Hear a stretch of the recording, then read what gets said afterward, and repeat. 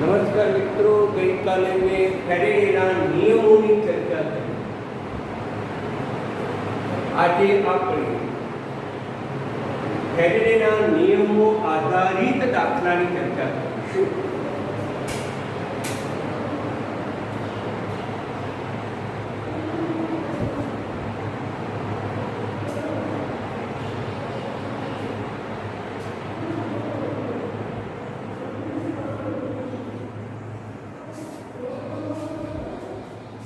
ફેરેડેના નિયમો પર આધારિત દાખલા, यानी કે વિદ્યુત વિભાજન આધારિત દાખલા.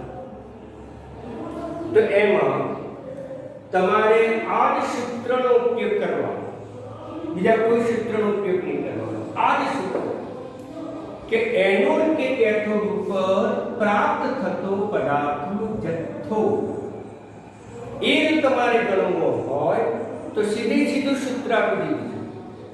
परमाणु भार जो धातु तत्व छूटो पड़े, कॉपर, सिल्वर, निकल, एल्युमिनियम, जिंक, तो पछी तमारे परमाणु भार लेवा. जो वायु छूटो पड़े O2, H2, Cl2, तो पछी तमारे वक्ते अणु भार लेवा.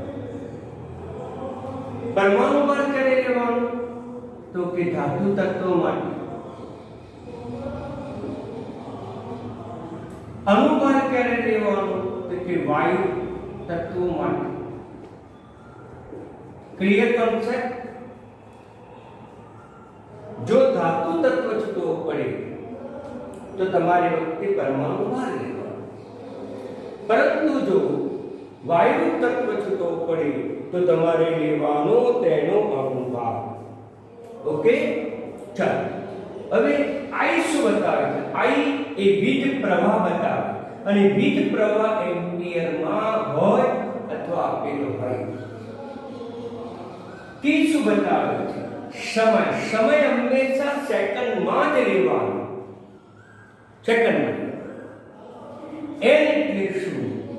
ઇલેક્ટ્રોનની સંખ્યામાં થતો ફેરફાર અથવા ઓક્સિડેશન આંકનો ફેરફાર. એ તો આપણે અવારનવાર ગણીએ છીએ. 96,500 એટલે કુલમ. આના આધારે બીજું સૂત્ર પણ આપણે મેળવી શકીએ. જો મોલ ગણવા હોય તો પણ ગણી શકીએ. મોલ બરાબર શું આવે? વજન ભાગાકારમાં અણુભાર અથવા વજન ભાગાકારમાં પરમાણુભાર. તો વજન ભાગાકારમાં પરમાણુભાર અથવા વજન ભાગાકારમાં અણુભાર એટલે આપણને મોલ પ્રાપ્ત થાય. તેથી મોલ બરાબર આ પરમાણુભાર અણુભાર વજનના नीचे लई दो छेदमा तो I गुण્યા T ભાગાકારમાં N ગુણ્યા 96,500. આમ આ સૂત્રની મદદથી મોલ પણ સીધે સીધા આપણે ગણી શકીએ. ક્લિયર? હવે જો તમને ક્ષમતા આપીએ, કોષની ક્ષમતા, કોઈ પણ સાધનની ક્ષમતા 100% ન હોઈ શકે, જેવી રીતે કોઈ પણ વ્યક્તિની કાર્યક્ષમતા 100% નથી, એ જ રીતે દરેક સાધનની ઉપકરણની કાર્યક્ષમતા 100% ન હોય, 100% કરતા ઓછી હોય, 98% કે પછી 92%, તો તે વખતે દાખલો ગણતી વખતે તમારે આ સૂત્રનો ઉપયોગ કરવો પડે. કોષની ક્ષમતા મૂકેલો ભાગાકાર. વારંવાર દાખલા ગણશો એટલે તમને આ સૂત્રનો ઉપયોગ આવશે. વિદ્યુત રાસાયણિક ચાલકતા ત્યાં તમારું સૂત્ર વિવિધ આવતા. પણ અહીંયા તો વિદ્યુત વિભાજનનો ફેરેડેના નિયમ આધારિત કોઈ પણ દાખલો લેશો તો તમારે આ સૂત્રનો જ ઉપયોગ કરશો. આ સૂત્રની મદદથી કુલમ પણ નક્કી કરી શકાય. તમને ખબર છે કુલમ Q ની વ્યાખ્યા અનુસાર I ગુણાકારમાં T. T સેકન્ડમાં I એમ્પિયર વિદ્યુત જથ્થો પસાર કરો તો આપણને Q કુલમ વિદ્યુત જથ્થો પ્રાપ્ત થાય. તો પછી આની જગ્યાએ આપણે શું મૂકી શકીએ? Q પણ મૂકી શકીએ. તેથી કુલમ N ગુણ્યા 96,500. ક્લિયર? આ જે મૂલ્ય આવે એના Q કુલમ પર ગણી શકાય, પણ સીધે સીધા સૂત્રનો આપણે ઉપયોગ કરીશું. ફેરેડે કેટલા? तो फेरेडे आपने मूलना आधारे पर सीधे सीधा नक्की कर शकाय. गई काले में તમને ઓબ્જેક્ટિવ પ્રશ્નો લીધા હતા. આજે પણ વચ્ચે વચ્ચે ક્યાંક આવા અગત્યના પ્રશ્નો તમને પૂછતો રહે. હવે આપણે લઈશું એક્ઝામ્પલ નંબર 1. આ સૂત્રનો જ ઉપયોગ કરવાનો. કાર્યક્ષમતા બતાવો કે આપેલી કઈ માહિતી છે પહેલા શોધી કાઢવાની. તો આપેલી માહિતી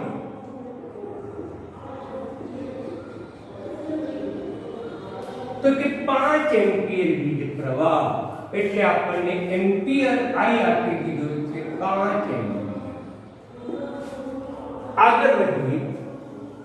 મિનિટ પાછળ લખ્યો છે. મિનિટ એટલે પોતે સમયનો એકમ છે t નો 20 મિનિટ. પણ વિદ્યાર્થી મિત્રો યાદ રાખો, સમય એ હંમેશા સેકન્ડમાં જ હોય અને સેકન્ડમાં રૂપાંતર કરવા માટે આપણે 20 ને કેટલા વડે ગુણીશું? 60 વડે ગુણીશું એટલે સેકન્ડ બનશે. ક્લિયર? 1 મિનિટ બરાબર 60 સેકન્ડ તો 20 મિનિટ બરાબર કેટલા? આ તો તમને આવડે.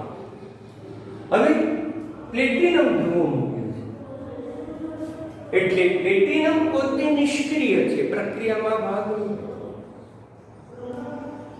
નિકલ કેટલો કેથોડ પર કેટલો જથ્થો છૂટવો પડે તો પહેલા તો આપણે નક્કી કરવું પડે કે કેથોડ ઉપર શું છૂટવું પડે. તો આપણે વિદ્યુત વિભાજન કોષ દોરીશું, એમાં વિદ્યુત ધ્રુવો મૂકીશું અને આ વિદ્યુત ધ્રુવો પ્લેટિનમના હશે નિષ્ક્રિય. કોનું વિદ્યુત વિભાજન કરીશું? તો આપણને ખબર છે કે નિકલ નાઇટ્રેટ આપેલું છે. આ નિકલ નાઇટ્રેટમાં નિકલ આયનો પણ છે, નાઇટ્રેટ આયનો પણ છે અને પાણીના અણુઓ પણ હશે. જલીય દ્રાવણ કીધું છે, દ્રાવણ તો એટલે પાણીના અણુ છે. હવે કેથોડ પર કોણ છૂટવું પડે? મિત્રો કેથોડ ઉપર માત્ર તો કેથોડ ઉપર કોણ છૂટવું પડે? કારણ કે અહીંયા ધન આ ઋણ તો એનો ધન આયન છે, કેથોડ ઋણ આયન છે. તો ધન આયન ધરાવતો પદાર્થ એ કેથોડ તરફ આકર્ષાશે. કેથોડ એ પ્લેટિનમ બને. આ નિકલ +2 કયા ધ્રુવ પર છૂટવો પડશે? તો કેથોડ ઉપર. તો કેથોડિક રિડક્શન લખવું પડે.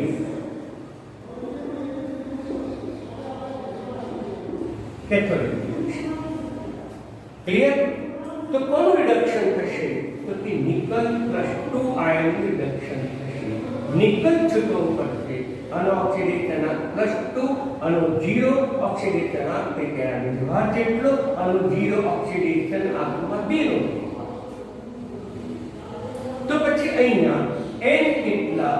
તો ઓક્સિડેશન આંકમાં થતો ફેરફાર અથવા તો પ્રક્રિયા સાથે સંકળાયેલ ઇલેક્ટ્રોન બંનેનો જવાબ એક જ આવે, 2 આવે. W ગણવાનું છે. પરમાણુ ભાર તો તમને નિકલનો પરમાણુ ભાર દાખલામાં આપી દેવામાં જ આવે છે. અહીંયા નિકલનો પરમાણુ ભાર છે 58.7 ગ્રામ. દાખલામાં પરમાણુ ભાર આવી ગયો, એમ્પિયર આવી ગયો, T આવી ગયો, N આવી ગયો. તો સીધે સીધું તમે કિંમત મૂકી શકો કે કેથોડ પર પ્રાપ્ત થતા નિકલનું વજન W બરાબર પભા. શા માટે પભા લીધો? કારણ કે નિકલ એ ધાતુ તત્વ છે અને ધાતુ માટે પભા લેવાનું. ગુણાકારમાં I ગુણાકારમાં T N ગુણ્યા 96500. મિત્રો પરમાણુ પર કેટલો? તો કે 58.7. I કેટલો? તો કે 5 એમ્પિયર. T કેટલો? તો કે 20 ગુણાકારમાં 60. ભાગાકારમાં N કેટલા? તો કે NV 96500. કેલ્ક્યુલેટરની મદદથી તમે સીધો આનો જવાબ મેળવી શકો. તો આનો જે જવાબ આવે છે એ 1.828 ગ્રામ. ક્લિયર? વિદ્યુત વિભાજન યાની ફેરેડેના નિયમ આધારિત બધા દાખલા સરળ જ હોય. આ સૂત્ર તમારે યાદ રાખવાનું, એના આધારે આ સૂત્ર મેળવશો. Clear concept. હવે અહીંયા કેથોડ ઉપર પ્રાપ્ત થતો પદાર્થનો જથ્થો બને છે. તો તમને વધારાનો પણ દાખલો પૂછી શકે તો કે એનોડ ઉપર પ્રાપ્ત થતો પદાર્થનો જથ્થો કેટલો. આ વધારાનો દાખલો લઈએ. એનોડ પર પ્રાપ્ત થતો જથ્થો, જેથી કરીને આપણો કોન્સેપ્ટ ક્લિયર થઈ જાય. તો એનોડ તરફ કોણ આકર્ષાય? ચિત્રની મદદથી સરળતાથી કહી શકીએ કે એનોડ ઉપર નાઇટ્રેટ આયન આકર્ષાય. હવે મેં તમને અગાઉ સમજાવેલું છે કે કેટલાક ઋણાયન છે, નાઇટ્રેટ આયન, ફોસ્ફેટ આયન અને સલ્ફેટ આયન પાણીની હાજરીમાં તેનું ઓક્સિડેશન ન થાય. વેરી મોસ્ટ ઇમ્પોર્ટન્ટ ખ્યાલ છે. તો પછી કોનું ઓક્સિડેશન થશે? પાણીનું ઓક્સિડેશન થશે. એટલે નાઇટ્રેટ આયન પણ ભાગ ભજવે, પાણી પણ ભાગ ભજવે. મિત્રો મને કહેશો કે આ બેમાંથી કોનું ઓક્સિડેશન થશે? આ ત્રણ આયન પાણી હાજર છે માટે ત્રણ આયનનું ઓક્સિડેશન નહીં થાય, પાણીનું ઓક્સિડેશન થશે. એટલે અહીંયા પ્રક્રિયા કોણ પ્રક્રિયામાં ભાગ ભજવશે? પાણીનું ઓક્સિડેશન થશે. મિત્રો મેં તમને પહેલા કીધું છે પાણીનું ઓક્સિડેશન એનોડ ઉપર થાય તો વાયુ છૂટો પડે. એનું સમીકરણ તમને આંખો બંધ કરીને પણ આવડવું જોઈએ. ક્લિયર? તો એનોડ ઉપર પ્રાપ્ત થતો કયો જથ્થો? તો કે ઓક્સિજનનો જથ્થો બનવો પડે. મિત્રો એનું એક સૂત્ર છે આનું આ. તો એનોડ પર પ્રાપ્ત થતો O2 નો જથ્થો W બરાબર, હવે વિચાર કરો કે W બરાબર શું મૂકવાનું છે? પ્રભા કે પછી અભાવ? આ વાયુ છે ને, વાયુ છૂટવો પડે તો આપણે કયા સૂત્રનો ઉપયોગ કરીશું? તો કે અભાવ ગુણાકારમાં I ગુણાકારમાં T ભાગાકારમાં N ગુણાકારમાં 96 સીધે સીધું સૂત્ર મૂકી દો મિત્રો. અણુભાર તો O2 નો અણુભાર કેટલો? તો કે 32 ગ્રામ. I કેટલો લાવશો? તો I તો તમને આપી દીધો છે 5. T સમય ક્યાંથી લાવશો? તો સમય પણ આપી દીધો 20 ગુણાકારમાં 60. N કેટલો? તો N પ્રક્રિયા સાથે સંકળાયેલા ઇલેક્ટ્રોનની સંખ્યા. ઓક્સિડેશન આપણો ફેરફાર. અહીંયા કેટલા ઇલેક્ટ્રોન સંકળાયેલા છે? તો કે 4. તો આપણે લખીશું 4 ભાગાકારમાં 96. વિદ્યાર્થી મિત્રો આનો જવાબ જાતે ગણો. क्या क्लियर? बिल्कुल सिंपल दाखला છે આ સૂત્રને આધારે. બીજો દાખલો આપણે લઈશું હવે એક્ઝામ્પલ નંબર 2 બરાબર સમજી લેજો. હવે એક્ઝામ્પલ નંબર 2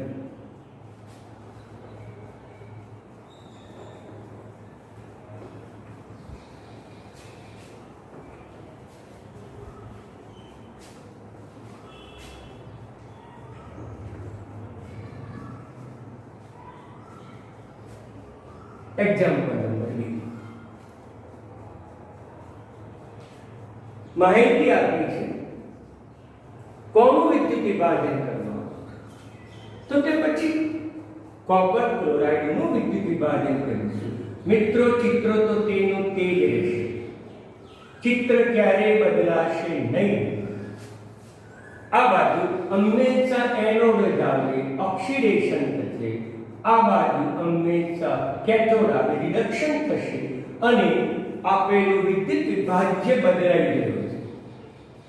હવે જે વિદ્યુત વિભાજ્ય આપણે લઈશું એ વિદ્યુત વિભાજ્ય કયો છે? તો કે કોપર ક્લોરાઇડ વિદ્યુત વિભાજ્ય છે. તો પછી અહીં આપણે લખીશું CuCl2 નું દ્રાવણ. આ CuCl2 નું દ્રાવણ એટલે એમાં કોપર +2 પણ હશે અને ક્લોરાઇડ આયન પણ હશે. આ ઉપરાંત પાણીના અણુ પણ હશે. કઈ માહિતી આપી છે તો આપેલી માહિતી લઈએ તો પહેલું તો તમને 12 આ 12 કોનું મૂલ્ય છે, કોનો સંકેત છે, દબાણનો સંકેત છે, માટે તમને દબાણ આપી દીધું છે 1 bar. કેલ્વિન શું સૂચવે છે તો કે તાપમાન T સૂચવે છે 300 કેલ્વિન. વિદ્યુત વિભાજ્ય Cl2 આવી.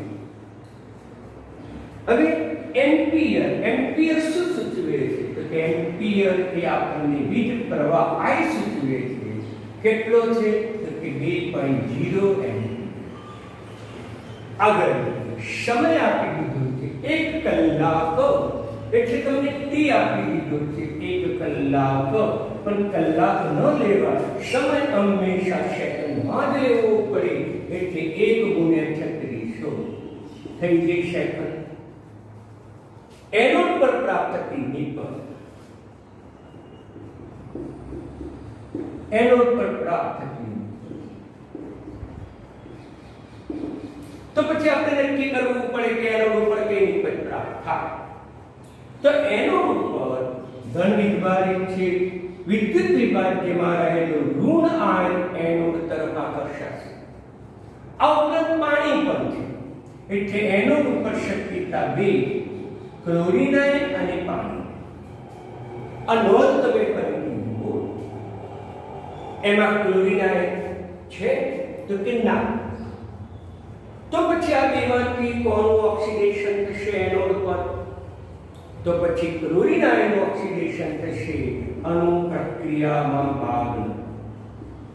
પાણીનું એનોડ પર ઓક્સિડેશન થશે, ક્લોરીનનું ઓક્સિડેશન થશે, અણુ ઓક્સિડેશન આપશે -1, ઓક્સિડેશન આપ વધીને 0 બને, પણ તાત્વિક ક્લોરીન 2 પરમાણુનો બનેલો છે એટલે 2 લખીશું, Cl2 સંતુલન કરીશું, ઓક્સિડેશન આનો ફેરફાર પણ 2 થશે એટલે 2 ઇલેક્ટ્રોન.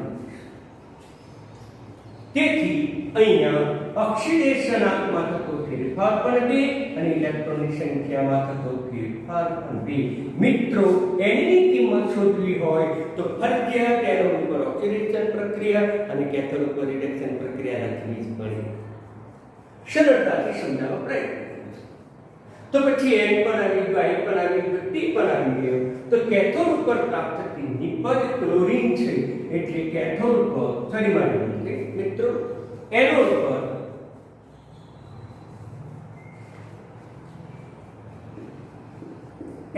પર પ્રાપ્ત થતા Cl2 નું મૂલ્ય = W. હવે Cl2 છે તો પછી આપણે પરમાણુ ભાગ લઈશું કે અણુ ભાગ લઈશું?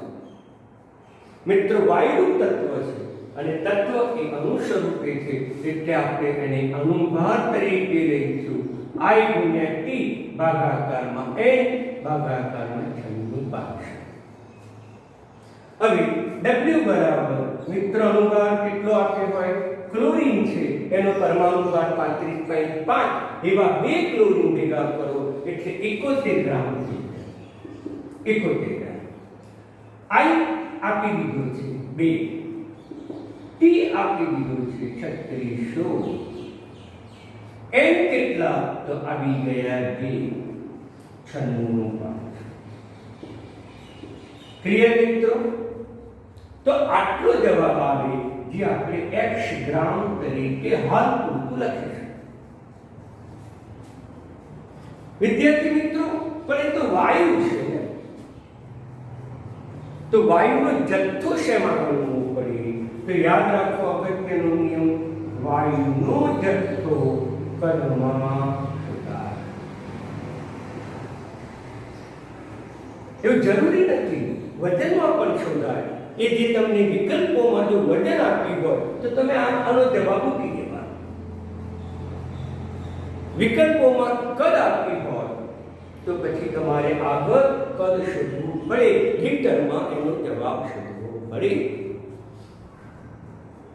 ધાતુ હંમેશા વજન, એટલે આટલે સુધી ગણવાનું. પરંતુ જો ધ્રુવ પર વાયુ છૂટવો પડે તો તમારે જો એમસીક્યુમાં વિકલ્પોમાં કદ મીટર આપ્યો હોય તો તમારે દાખલો આગળ શોધવો પડે. તો પછી કદ શોધવા માટે સૂત્ર કયું? તો આદર્શ વાયુ સમીકરણ આપણને ખબર છે. આદર્શ વાયુ કયું છે? તો PV બરાબર nRT. PV બરાબર nRT અને આ રીતે પણ લખી શકાય PVN એટલે શું? મોલ. મોલ એટલે વજન ભાગાકારમાં અણુભાર RT. શોધવાનું શું છે? તો કે કદ V બરાબર WRT upon n. આ સૂત્રનો દાખલો ઉપયોગ કરવાનો. જે ધોરણ 11 સાયન્સમાં ઘણા દાખલા શીખ્યા છે, છતાં પણ આપણે એ રિપીટેશન સ્વરૂપમાં મેળવવું સમજાય. બધી જ કિંમત તમે મૂકી તો પછી આ W બરાબર કેટલા મૂકશો? તો મિત્રો તમારી પાસે કેલ્ક્યુલેટર હશે એટલે તમે સરળતાથી ગણી શકો. અહીંયા હું સીધે જવાબ મૂકી દઉં છું. એની પાછળ આપણે સમય બગાડતા નથી. x એટલે x. r કેટલો લઈશું?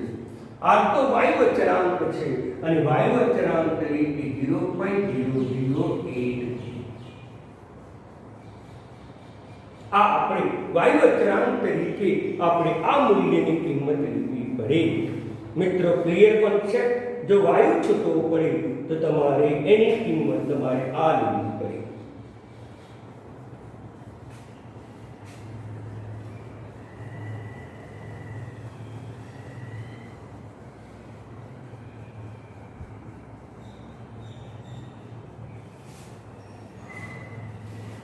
જાતે કેલ્ક્યુલેટરથી શોધો. આ એટલે આ લીટર બાર મોલ કેલ્વિન. ઓકે, 0.0083 તમારે મારી ભૂલ થાય છે. 0.01 જ આવશે. મારી ભૂલ થાય છે. 0.083 લીટર બાર મોલ કેલ્વિન. Okay concept. હવે T કેટલો? તો કે T તો આપી દીધો છે 300 કેલ્વિન. P કેટલો? તો આપી દીધો છે 1 બાર. M કેટલો? તો કે અણુભાર, એ પણ આપણને ખબર છે. માટે આપણે કદ શોધી શકીએ XW. R નો જવાબ છે 0.083 એકમ. ફિક્સ કિંમત છે એની અચળ છે. માટે તાપમાન કેટલું? તો કે 300 ભાગાકારમાં દબાણ કેટલું? તો કે 1 બાર. અને અણુભાર કેટલો? ક્લોરીન વાયુ છે, ક્લોરીનનો અણુભાર છે 72. અણુ તમે જવાબ કેલ્ક્યુલેટરની મદદથી શોધો. તમે કેલ્ક્યુલેટરની મદદથી એનો જવાબ શોધેલો છે તો 0.93 લીટર આવશે. કારણ કે આમાં આપણે સમય હાલ બગાડતા નથી. તમે જાતે ગણી શકો અને કિંમત શોધો અમાઉન્ટ. મિત્રો બીજી પદ્ધતિ પણ તમને જણાવું. તમે સીધા મોલ ગણી શકો. મોલ ગણો એટલે I ની કિંમત કઈ બતાવે કે 2.0. T કેટલો? તો કે 3600. N કેટલા? તો કે ઇલેક્ટ્રોનની સંખ્યા 2. આ કોની કિંમત થાય? n ની. મોલની કિંમત થાય. અને જો મોલ શોધો તો પછી તમે સીધો આ સૂત્રમાં એની કિંમત મૂકી શકો. તો પછી આપણે સીધા મોલ ગણીને ગણી શકાય. તો પછી આગળ આવી કોઈ ગણતરી કરવાની આવશ્યકતા ઊભી થાય નહીં. પણ જથ્થો ગ્રામમાં આપેલો હોય વિકલ્પ તો તમારે આટલે સુધી આગળ સૂત્રનો ઉપયોગ કરવો. જો કદમાં આપેલો હોય તો શોર્ટ મેથડ તમને બતાવું છું કે સીધો મોલમાં મૂકે. પણ આ સૂત્ર યાદ રાખો. મોલમાં પણ રૂપાંતર કરી શકો. મોલ જવાબ આવે એ જવાબ તમે આમાં મૂકી દો તો પણ જવાબ તો આટલો જ આવે. આ બંને પદ્ધતિથી આપણે દાખલો ગણી શકીએ. પરંતુ આપણે આ પદ્ધતિ યાદ રાખો. સૂત્ર એકનું એક જ રહે, જેને કારણે આપણને દાખલા ગણવામાં આપણને ક્યારેય ભૂલ પડે નહીં. વજનમાં જો તમને જવાબ આવી ગયો તો વજનમાં શોધી શકાય, કદમાં એની ઉપરથી સરળતાથી શોધી શકાય. આમ વજન ઉપરથી કદ આપણે સરળતાથી શોધી શકીએ. ક્લિયર મિત્રો? હવે જો એનોડ ઉપર પ્રાપ્ત થયો તો તમને કેથોડ ઉપર પણ કેટલો જથ્થો પ્રાપ્ત થયો એ પણ પૂછી શકે. તો કેથોડ ઉપર જો તમારે પ્રાપ્ત થાય તો તમારે મિત્રો કઈ પ્રક્રિયા લખવી પડે? તો તમારે કેથોડિક રિડક્શન પ્રક્રિયા લખવી પડે. આપણે વધારાનો દાખલો આપણે ઉમેરીએ છીએ. તો કેથોડિક રિડક્શન લખીએ.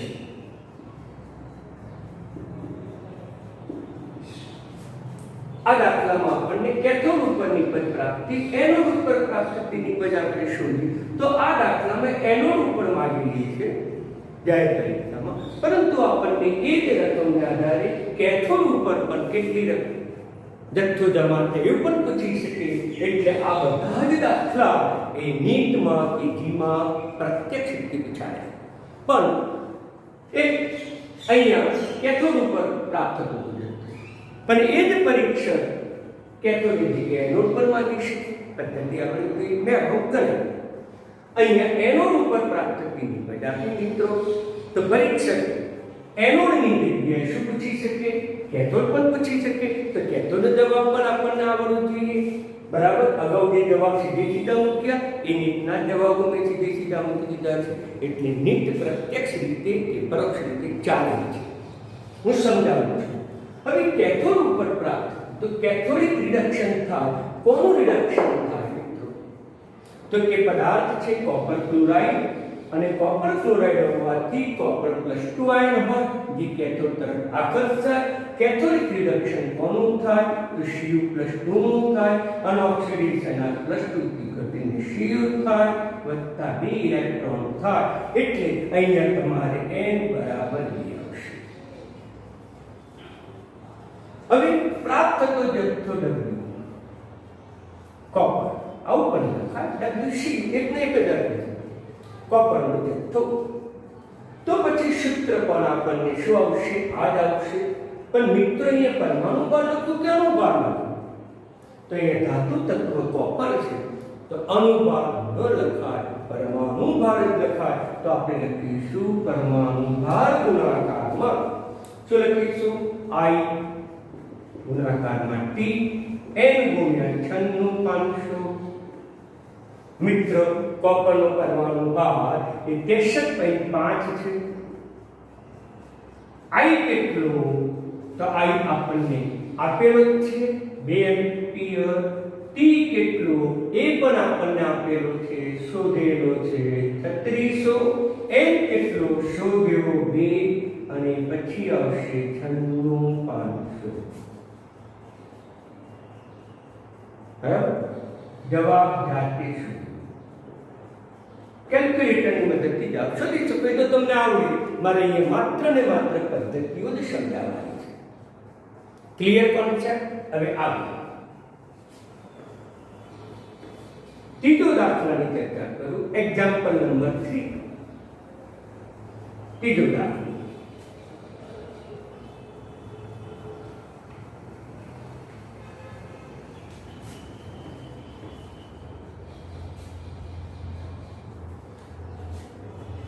ત્રીજો દાખલો. બે વિદ્યુત વિભાજ્ય આપેલા છે, શ્રેણીબદ્ધ રીતે જોડેલા છે. બે વિદ્યુત વિભાજ્ય છે, શ્રેણીબદ્ધ રીતે જોડાયેલા છે.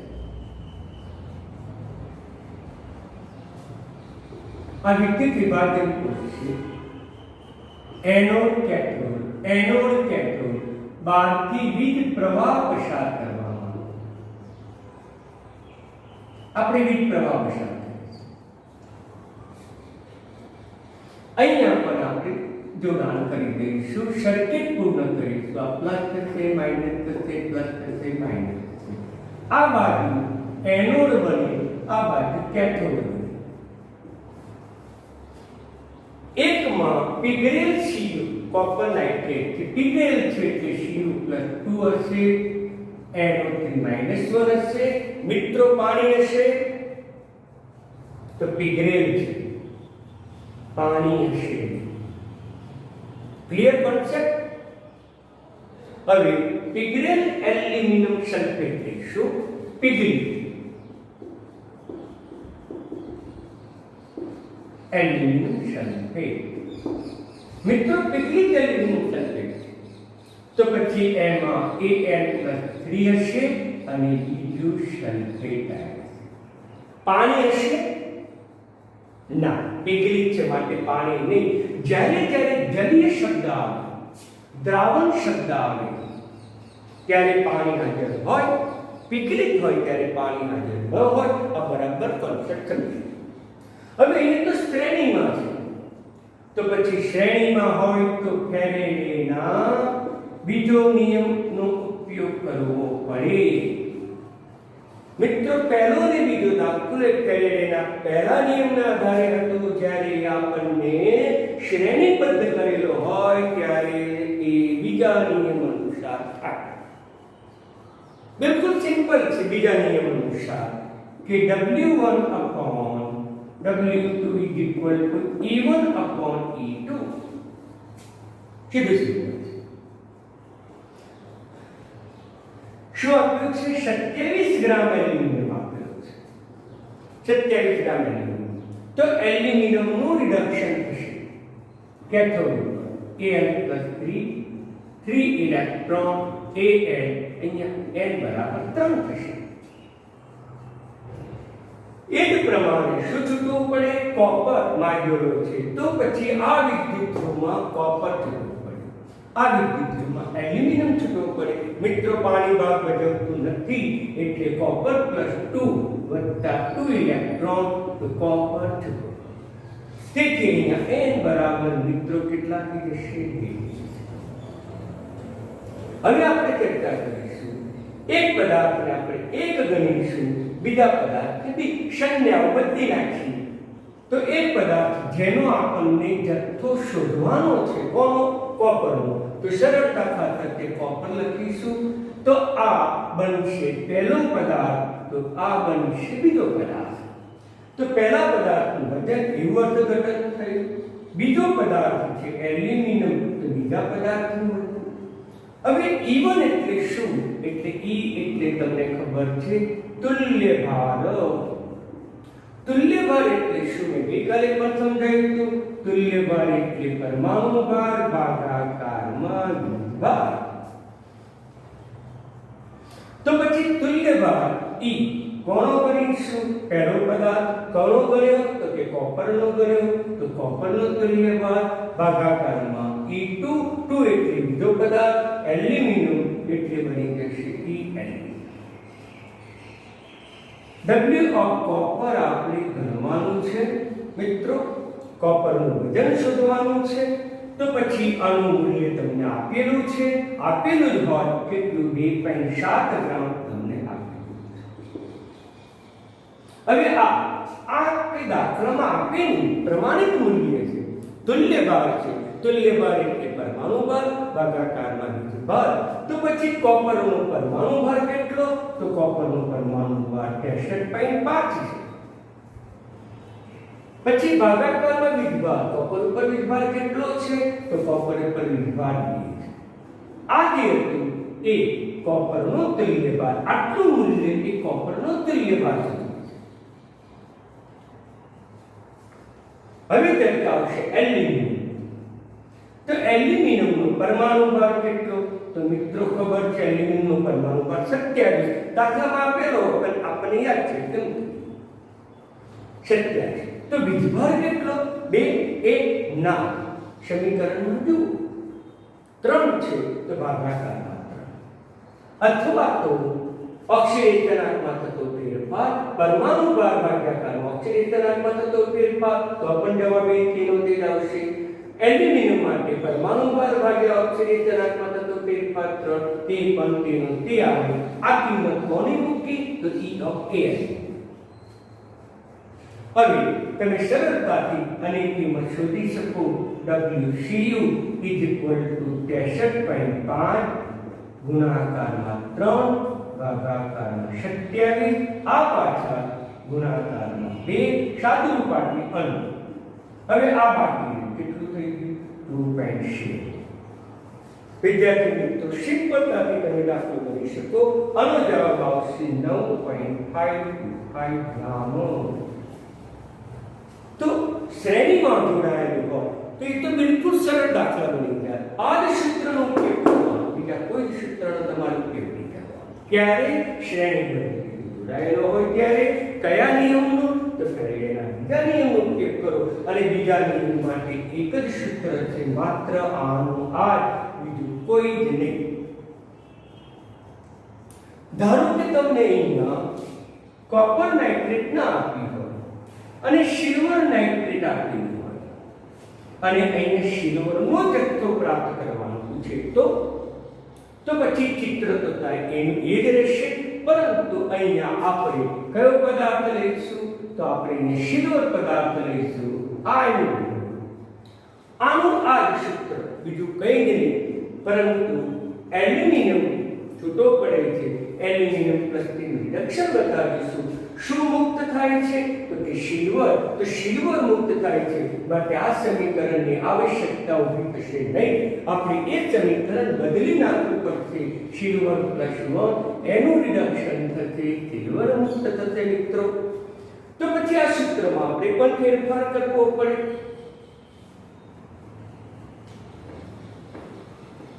આ સૂત્રમાં ફેરફાર કરીશું.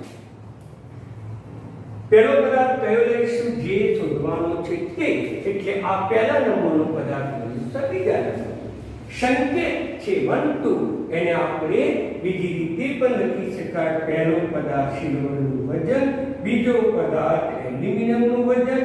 પહેલા પદાર્થ સિલ્વરનો તુલ્યભાર, બીજો પદાર્થ એલ્યુમિનિયમનો તુલ્યભાર. એક જ વસ્તુ છે, ખાલી તત્વ બદલાય. સિલ્વરનો શોધવાનો છે મિત્રો. એલ્યુમિનિયમનો તમને આપી દીધો છે 2.7 ગ્રામ. હવે સિલ્વરનો તુલ્યભાર પરમાણુવાર ભાગાકારમાં પરમાણુવાર ભાગાકારમાં ઓક્સિજન થતો ફેરફાર. સિલ્વરનો પરમાણુવાર કેટલો? 108. હવે સિલ્વર ઉપર વીજભાર કેટલો? 1. સિલ્વરના ઓક્સિજન ફેરફાર બને એટલે આ બે કિંમત મૂકી એ સિલ્વરના તુલ્યભાર, એટલે કે આની કિંમત. હવે આની કિંમત પાકી એલ્યુમિનિયમ તુલ્યભાર. પરમાણુભાર એલ્યુમિનિયમનો કેટલો? 27. એનો વીજભાર કેટલો? સમીકરણમાં આગળ મુજબ 3. તો પછી W of Ag is equal to સાદુરૂપ આપી 108 ભાગાકારમાં 1, 27 ઉપર લઈ અને 2.7 પણ આપણે ઉપર લઈ. મિત્રો જવાબ તમે જાતે શોધી શકો કેલ્ક્યુલેટરની મદદથી. Clear concept? તો પછી તમે આ રીતે મેં તમને 3 દાખલા સમજાયા. 3 દાખલામાં પણ ઘણી બધી પદ્ધતિઓની મેં ચર્ચા કરી. જો તમને કોષની ક્ષમતા આપેલી હોય તો તમારે આ સૂત્રનો ઉપયોગ કરવો. બીજા નિયમમાં કોષની ક્ષમતા ન આપે, પરંતુ પ્રથમ નિયમમાં તમને કોષની ક્ષમતા આપે, એટલે તમે મિત્રો બરાબર અભ્યાસ કરજો. મેં અગાઉ પણ ટેમ્પલેટમાં અથવા તો સંદર્ભ ગ્રંથોમાં પણ આવા દાખલા તમને આપેલા હશે. તમારી રેફરન્સ બુકોની અંદર દાખલા ગણો, પણ મિત્રો યાદ રાખો કે આ સૂત્રની મદદથી જ ગણો. આ સૂત્રની મદદથી વાયુ આપેલો હોય તો વજનને તમે PV બરાબર NRP ને આધારે એ વજનને કદમાં રૂપાંતર કરી દો, અથવા તો WRT upon M ને આધારે તમે કદમાં રૂપાંતર કરી શકો. ઓકે વિદ્યાર્થી મિત્રો, એટલે બરાબર ગણો અને પરીક્ષામાં આ પૂછાયેલા છે જે મેં તમને અહીંયા સમજાવ્યા. ઓકે, ધન્યવાદ.